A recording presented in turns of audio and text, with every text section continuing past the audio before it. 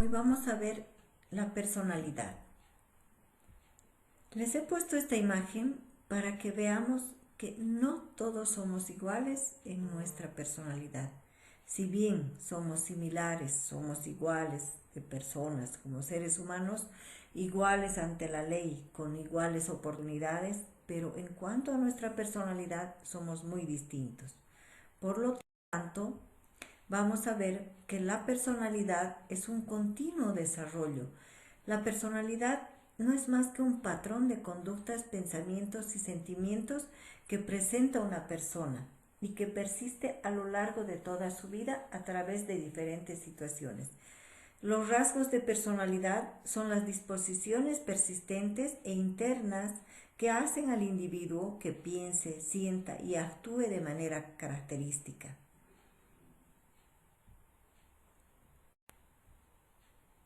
Las etapas psicosexuales, según Freud, nos va a ir dando pautas de cuáles son esas etapas.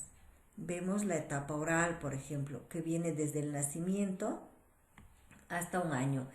Y la boca se convierte en la zona erógena principal.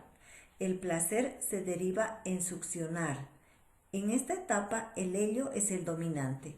¿Por qué el helio? Porque en esta etapa el niño es todavía un ser inconsciente en sus actos, porque recién está viniendo al mundo y no le podemos exigir una conciencia total. Entonces hace que cuando instaura la personalidad en esta etapa, sus mecanismos de defensa pueden ser la regresión o la negación, la proyección y el idealismo, por ejemplo. Entonces vamos a ver a qué se refiere la proyección, por ejemplo. Sirve a menudo para un doble propósito, reduce la ansiedad y permite que el sujeto pueda expresar sus impulsos. O sea, esto le va a ayudar a que pueda proyectar de alguna manera con un pretexto de defenderse de sus enemigos, por ejemplo.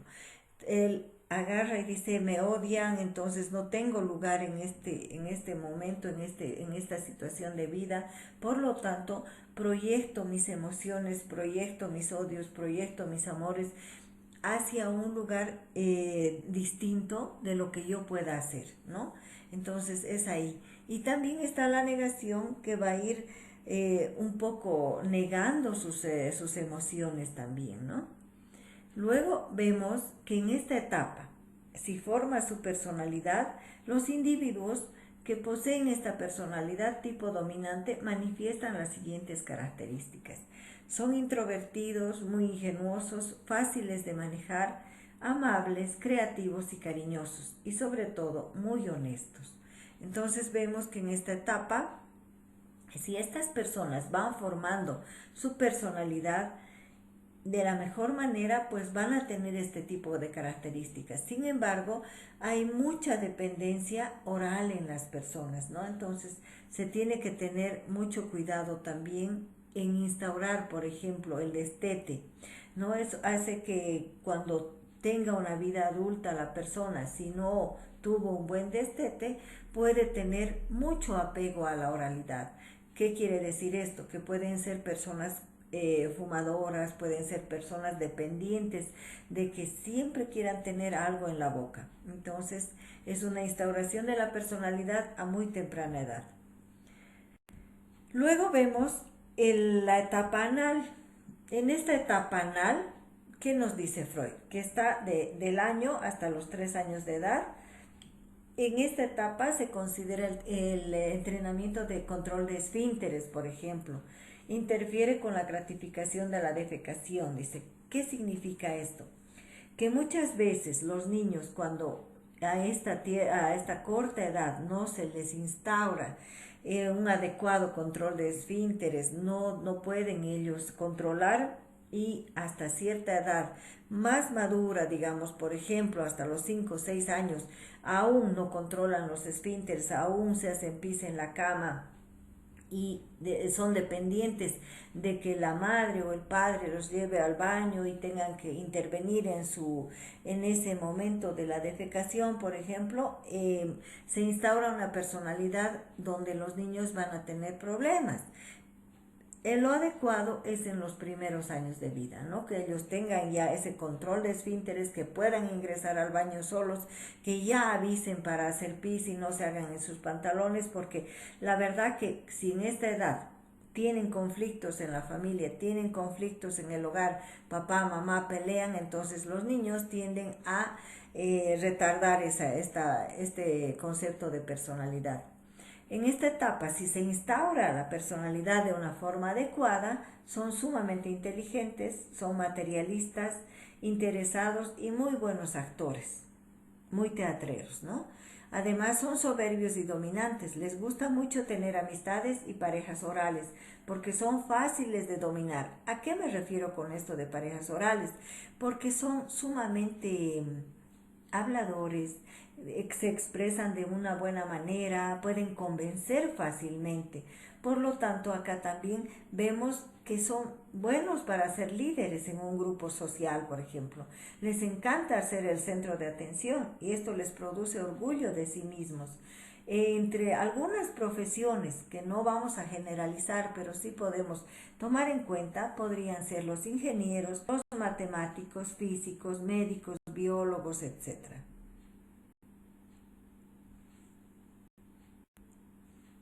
Luego está la etapa fálica, de 3 a 6 años, donde el niño presenta fantasías incestuosas, por ejemplo, con el complejo de Edipo. ¿Qué significa esto? Que el niño a cierta edad, por ejemplo, hasta los 6 años, se enamora de la madre, ¿no? O la niña del padre, que es el complejo de Electra.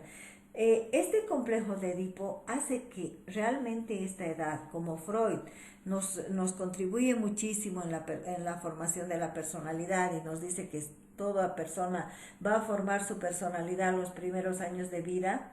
Entonces, este complejo de Edipo, si se instaura en un niño y no logra superar esto, es que siempre va a estar disminuido ante el otro, el gran otro, que viene a ser el padre o la madre, porque siempre va a haber un poder sobre este niño de la madre o del padre, ¿no? Entonces, incluso al padre lo toma como un rival, porque él siempre va a expresar y va a decir, su gran amor viene a ser su madre, su gran amor, su admiración es la madre.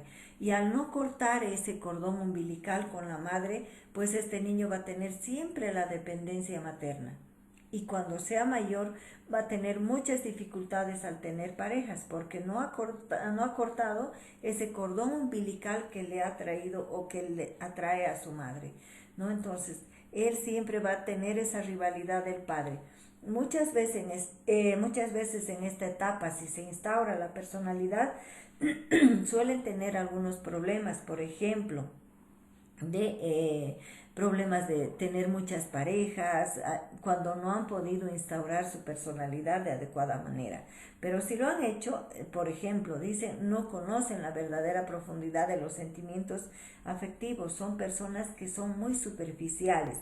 Esto se encuentra relacionado directamente con la inmadurez. También, al igual que los otros antecesores de la personalidad anal, les encanta ser el centro de atención y además comparten la característica de ser interesados y materialistas. Tienen traumas en esta etapa por los conflictos sexuales que les decía. Ahora vemos la etapa de latencia. Esta etapa está comprendida entre los 6 y 11 años. La sublimación del instinto sexual. Acá ya el niño va a despertar a un instinto sexual. Acá es donde predomina el yo y la formación del superyo. Es un continuo desarrollo a medida de que el niño obtiene más capacidad para solucionar sus problemas. Acá internaliza los valores.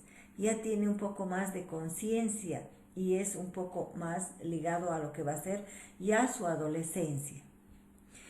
Si bien en esta etapa que nos presenta Freud, la etapa genital, el niño va a estar ligado ya a una vida adulta, ya poco a poco va a ir en ascenso a lo que va a ser la vida adulta. Entonces desarrolla la identidad de roles sexuales y sus relaciones con las personas adultas, ¿no? Con lo social, por ejemplo. En esta etapa es un continuo despertar a lo que el niño va a querer hacer. Por ejemplo, otros autores dicen que es un salvaje y que está en búsqueda de su identidad, y es verdad. Entonces, en esta etapa de la pubertad, muchos adolescentes tienen muchos conflictos, tanto sexuales y en cuanto a su madurez emocional, por ejemplo. No están completamente de acuerdo con lo que hacen en muchas ocasiones, o realmente les va a despertar el impulso sexual, algunas actividades. Muchas veces en esta etapa de la vida, su personalidad va a ser muy distorsionada. ¿Por qué? Porque ellos, al pertenecer a algún grupo, al salir ya al rol social de la vida, de la sociedad, van a buscar el ser aprobados, ¿no? Por sus amigos. Por lo tanto, ahí van a tener un conflicto sexual, ya sea de homosexualidad o instaurar su sexualidad heterosexual como ellos deseen, ¿no es cierto? Entonces, vemos que en esta etapa es una etapa muy crucial para identificarse y para definir su rol sexual. Freud nos habla también de tres características o de tres sistemas que viene a ser el componente de la personalidad. El ello inconsciente con un componente biológico, el yo consciente con un componente psicológico, el superyo que tiene un componente de ambos y es un componente social normativo. ¿Por qué es inconsciente el ello?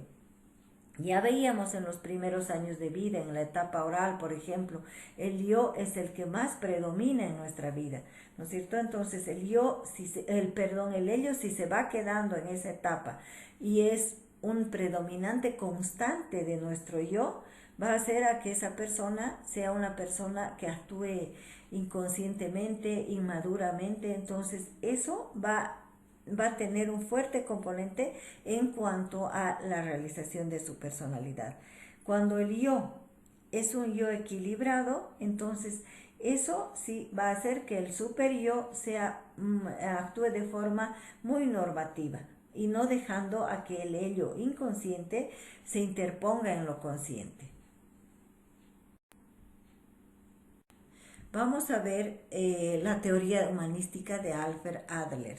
Por ejemplo, ¿qué nos dice él?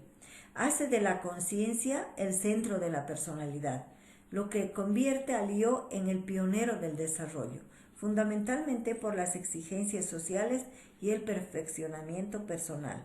Aquí ya no nos está hablando solamente de un inconsciente o de la formación de personalidad en los primeros años de vida, sino nos está hablando de que el yo de las personas ya es el pionero de ese desarrollo. Entonces, hemos formado nuestro yo y de acuerdo a todo lo que nosotros necesitamos, de acuerdo a la sociedad, de acuerdo a las exigencias de nuestro entorno, vamos a perfeccionar nuestra vida personal.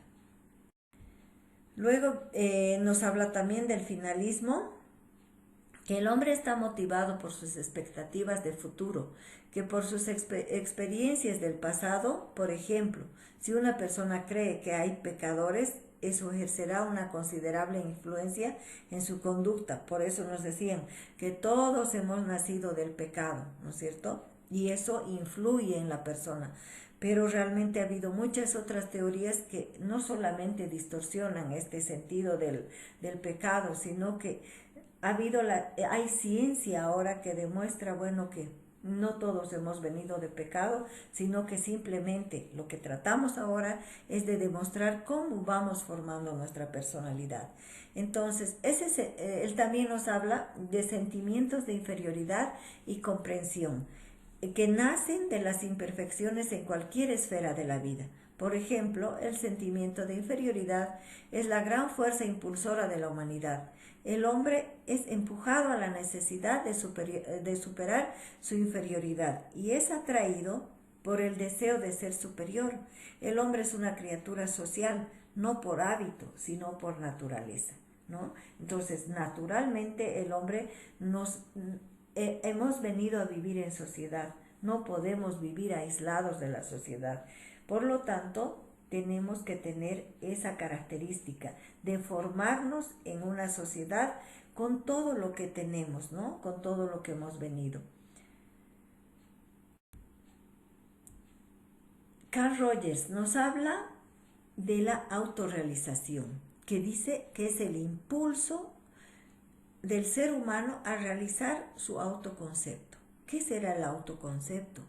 El autoconcepto es lo que nosotros somos, lo que nosotros nos consideramos a sí mismos, cómo me conozco como persona. Ese es el autoconcepto. Si te conoces, cómo te conceptúas, cómo ves tu personalidad, eso es lo que nos habla Carl Rogers.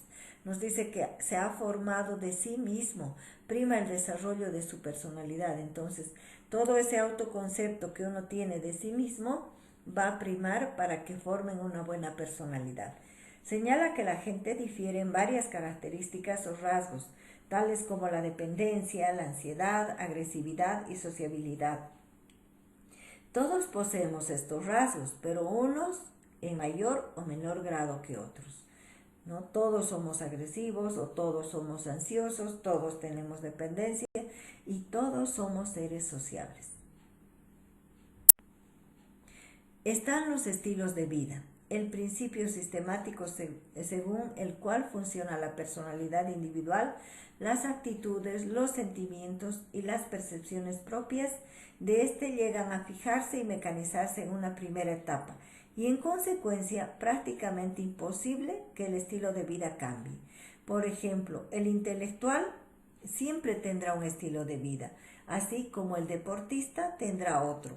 Entonces siempre las personas se caracterizarán por su estilo de vida y eso les llevará a tener su personalidad.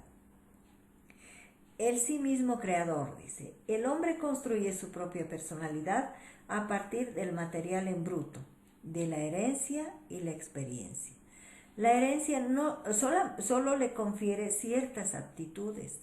O sea, si ha heredado, por ejemplo, la aptitud de ser un gran músico, de tener una aptitud muy noble en su ser, entonces así va a ser esa persona. Y el ambiente solo le brinda ciertas impresiones, ¿no?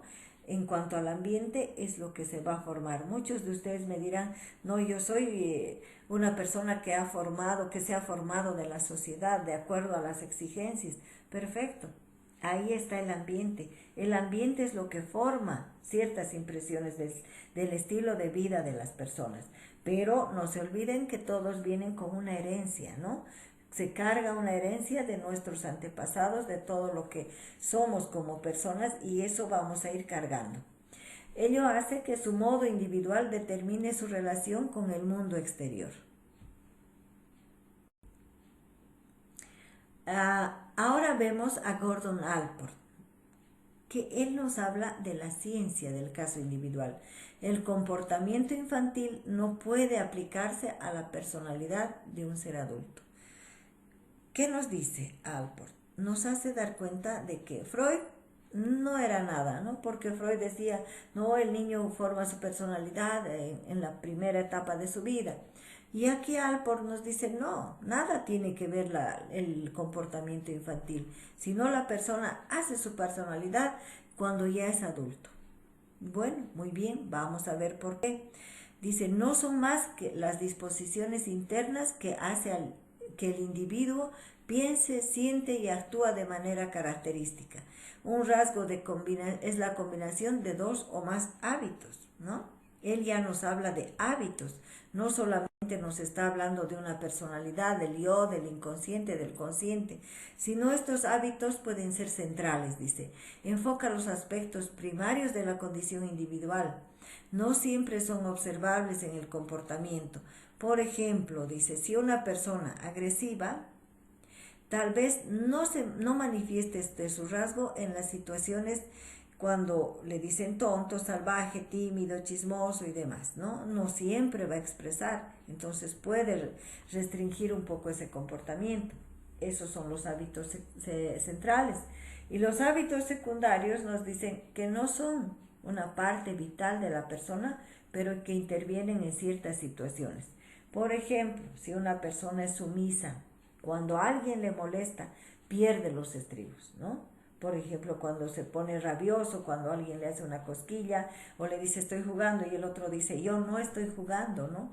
por ese mismo hecho de ser sumisa, de tener esa percepción de sí misma muy interiorizada, qué sé yo, entonces hace que va a reaccionar de distinta manera en situaciones muy complicadas. Bueno, vemos a Erik Erikson. Él nos habla de muchas cosas, muchos componentes que hacen de nuestra personalidad. Por ejemplo, está la pulsión y la esperanza. Surge de una confianza fundamental y exitosa. El autocontrol y la voluntad surgen de la autonomía de las personas. Dirección y propósito surge de la iniciativa. Método y competencia surge de la industria. Devoción y finalidad como resultado de lograr una verdadera identidad. Afiliación y amor surge de la edad de intimidad. Producción y cuidado surge de la fecundidad y al final de la vida. La renunciación y sabiduría que surgirán en el individuo que ha logrado una verdadera integridad del ego en la edad adulta tardía. Aquí vemos a Erich Fromm, que nos dice que la ética nos puede enseñar mucho del valor acerca de la vida, ¿no? Nos habla de la ética, ya no solamente de la niñez y de todos los otros componentes, sino también de la ética, que va a hacer que nuestra personalidad se forme de manera adecuada. Nos habla de 5 necesidades humanas, que dice la calidad de vida depende en gran parte de la forma de satisfacer estas exigencias, la manera en que el hombre va a satisfacer las necesidades existenciales tiene una gran relación con el uso de su libertad y de manera en que concibe el mundo. Por eso nos habla del existencialismo.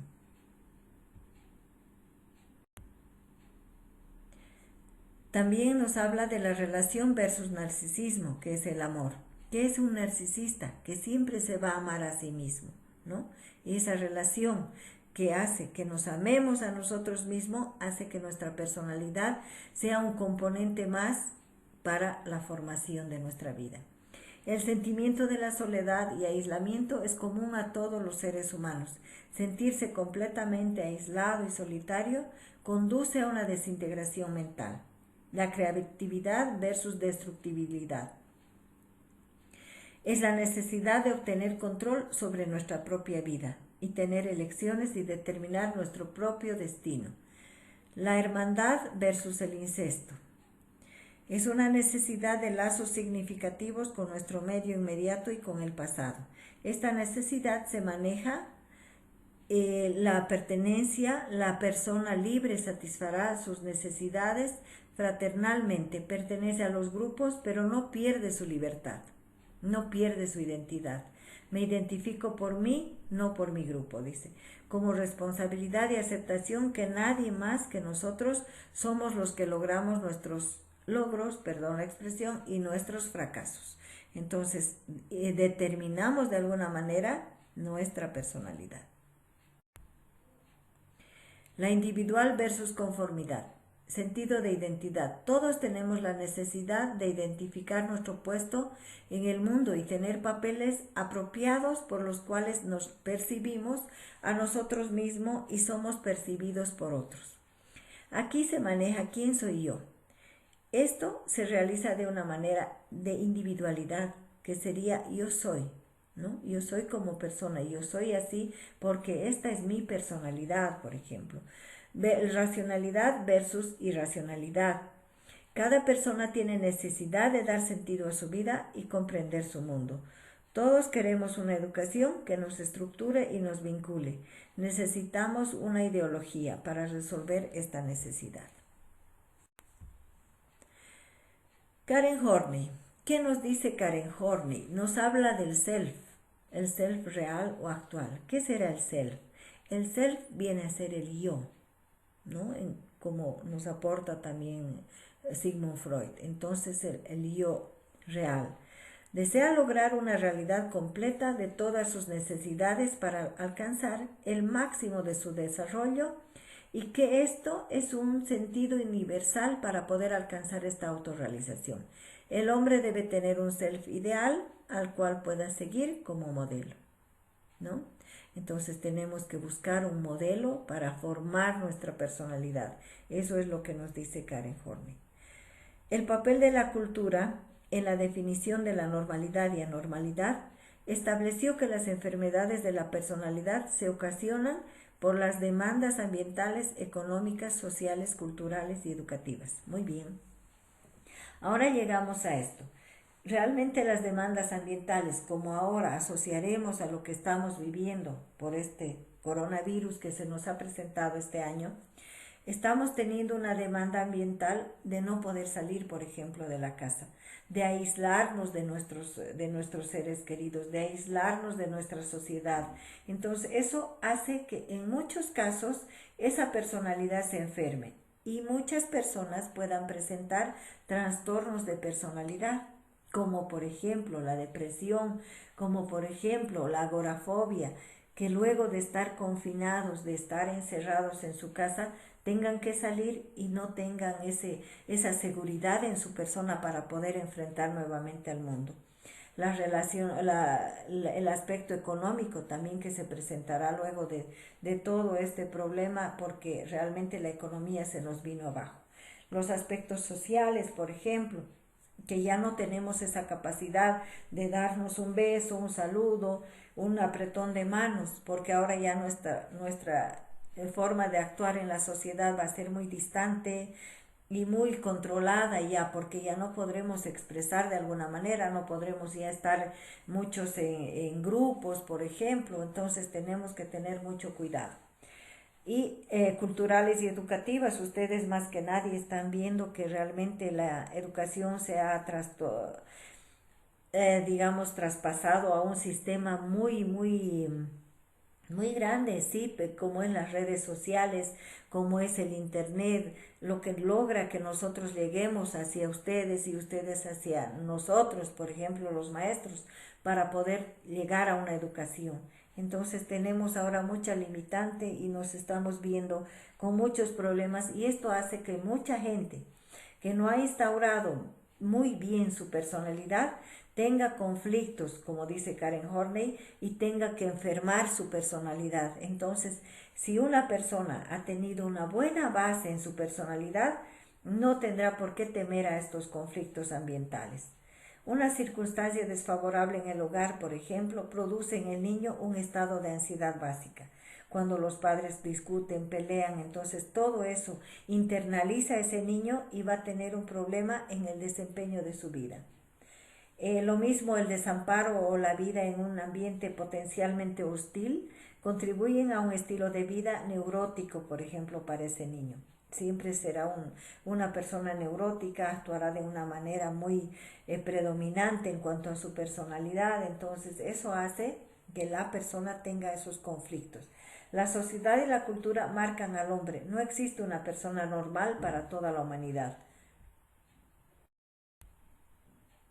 Condicionamiento clásico, según Barnus Frederick Skinner, es un conductista radical, relaciona la conducta con causas del medio y rechaza las variables de la personalidad como conceptos explicativos.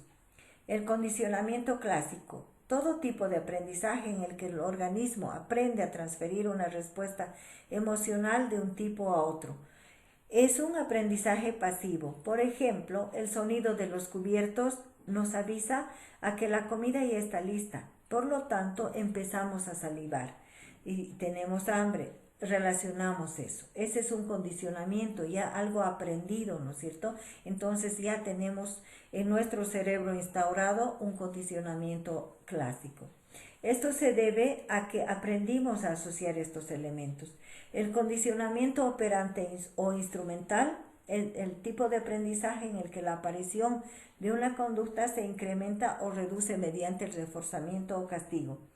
Este tipo de aprendizaje activo, por ejemplo, cuando un niño recoge sus juguetes para que no lo regañen o para que le den un premio, él aprendió a que si recoge sus juguetes obtendrá refuerzos positivos o también evitará un castigo, ¿no? O quizá tendrá un premio si es que lo hace. Así aumenta la probabilidad de que se repita esta conducta futura. Y creo que todos en cierta manera a veces actúan de una manera con un condicionamiento operante. Siempre están pendientes de que si dan un buen examen, pues el maestro les pondrá una buena calificación. Si logran hacer algo positivo, están esperando siempre un premio, ¿no? Entonces, en nuestra vida siempre está pendiente este tipo de condicionamientos. Bueno, aquí vemos la mejor manera para entender y diferenciar las dos formas de reforzamiento es que el condicionamiento clásico, los estímulos producen una respuesta y en tanto en el condicionamiento operante el sujeto emite una conducta, ¿no? Aquí ya vemos que realmente son las conductas las que se caracterizan en nuestro entorno. Muy bien, aquí tenemos 5 características de la personalidad, que en muchos rasgos de personalidad podemos poseer las personas. No siempre todos somos iguales, como les dije al principio, ¿no? Y para mí, ya les vuelvo a repetir que la personalidad no es que yo coincida con Freud, sino que realmente se ve y logramos ver y se ha estudiado mucho acerca de la personalidad y que realmente los primeros años de vida son predominantes. Por ejemplo, para subir el autoestima o bajar el autoestima a un niño. De todas maneras, para mí la personalidad va a ser ese edificio que les decía al principio. Si no tengo un buen cimiento, mi edificio cuando sea grande se va a demoler, se va a caer, ¿no es cierto? Como decía Karen Horney, que nos dice que podemos enfermar nuestra personalidad, y es así. Entonces, para tener una buena personalidad y tener un buen sentido de nuestra vida, tenemos que tener un cimiento muy fuerte. Muy bien, muchas gracias. Se les agradece mucho por su atención. Eso es todo por hoy.